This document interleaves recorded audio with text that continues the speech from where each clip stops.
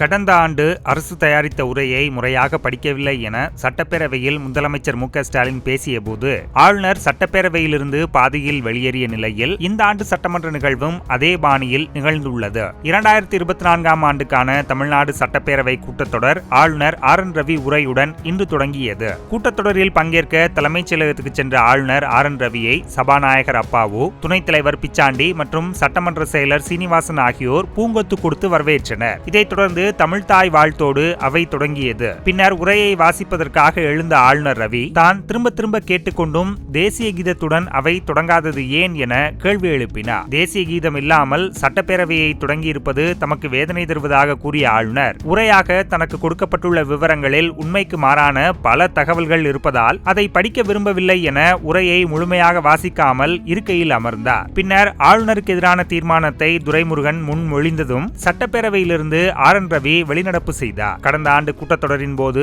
அரசு தயாரித்த உரையை ஆளுநர் முறையாக படிக்கவில்லை. இதுகுறித்து பேரவையில் முதலமைச்சர் மு.க.ஸ்டாலின் பேசினார். அப்போது ஆளுநர் சட்டப்பேரவையிலிருந்து பாதியிலேயே வெளியேறினார். கடந்த ஆண்டை போலவே தற்போதும் ஆளுநர் அவையிலிருந்து பாதியிலேயே வெளியேறி இருப்பதால் அரசியல் களம் சூடுபிடித்துள்ளது.